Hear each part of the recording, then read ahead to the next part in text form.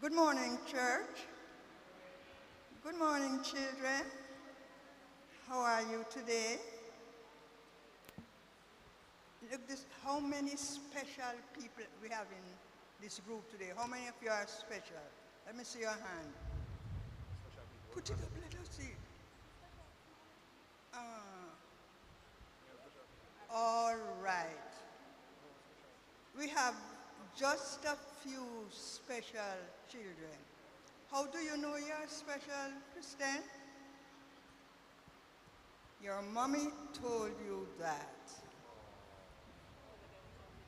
Your mommy and your daddy, right. Anybody else special?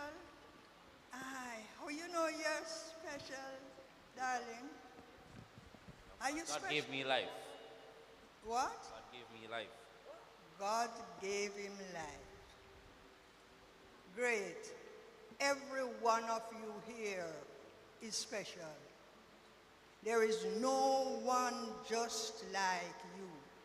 God wanted you just as you are. He made you special. Tell me something. What are you going to do about the fact that you are special? You're special? How are you going to show that you're special? All right? You're going to think about it, and you can tell me how you know. Mommies and daddies, you are special. If you have a special child, then you are special. God made this child and chose that you are the one he wants to bring up this child, because you, working with him, will make this child do what God made him to do. And that is a charge, not from me, but from God. God made a very special child one time. That one was very special. Anybody wants to tell me who was that special child, that very special one? You tell us that. Amen. That very special child was Jesus. And Jesus chose Mary and Joseph because of all the earthly people around that time, at least those around that country, no one was as suited as Mary and Joseph to bring up the child, Jesus. There is no one as suited to bring up your child as you. Mary and Joseph were very simple peasant people. They didn't have money, they didn't have class, they didn't have profession, although Joseph had a trade, carpenter's trade. And they grew up Jesus under the guidance of God. You and I can't bring up our children except but under the guidance of God. And we can't leave them and don't bring them up, or else somebody will bring them up for us. And we don't want that. And then special parents have special qualities. Can you tell me what is a quality a special parent should have? You tell me. Who wants to tell me, darling? You want to tell everybody, let everybody hear? Tell us the special quality that a parent should have. Talk loud, man, talk loud. My mother. What? My mother. All right. She says her mother is special.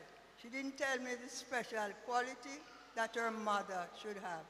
But certainly, we know that her mother needs to have love. She needs to give this child love, and not play love, real love. And Mary and Joseph gave Jesus love. Something else amongst the many other things that Mary and Joseph had to give Jesus was they had to teach him obedience. Very important. The older ones of us will remember that it was disobedience that brought sin into the world. That's why you and I get sick and bad man out here. We have to hide from them. And one day we are going to die because Adam and Eve were disobedient.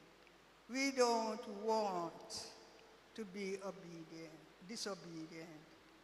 Parents, we have to look to the qualities we want our children to have. Love is one. Obedience is one. And that's what we are going to think about just now. Let me talk to the children. When you're obedient to your mommy or daddy or teacher, how do you show it? How do you show it? With integrity. To be respectful and kind. Be respectful and kind. Give her a hand. Yes. Do what they tell us to do. Be helpful to them. Talk with them. Know what your children are thinking. Know who are their friends, so that when they talk to you about what happened at school, what happened on the road, who said what to them. Take it to you, and you and them can have a good talk about it.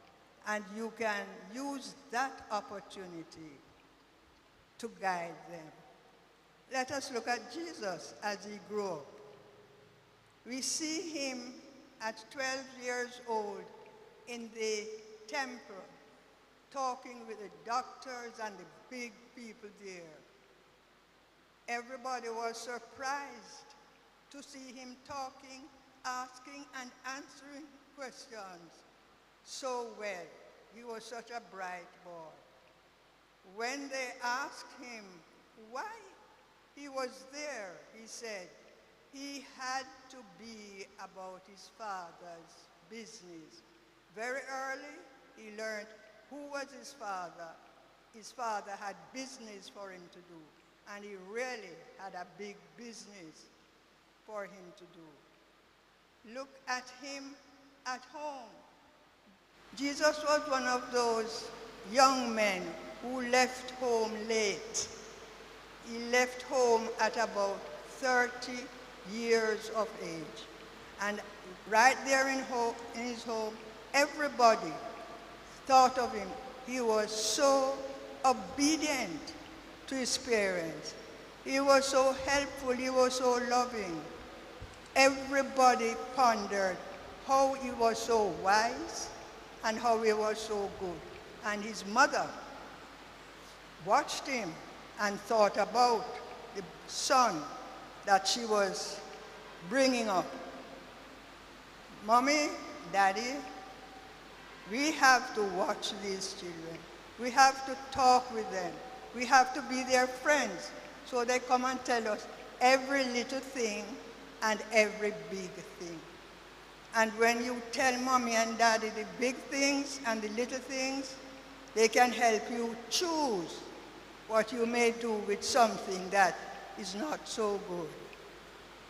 And then Jesus left home, and he was on his public ministry, and he baffled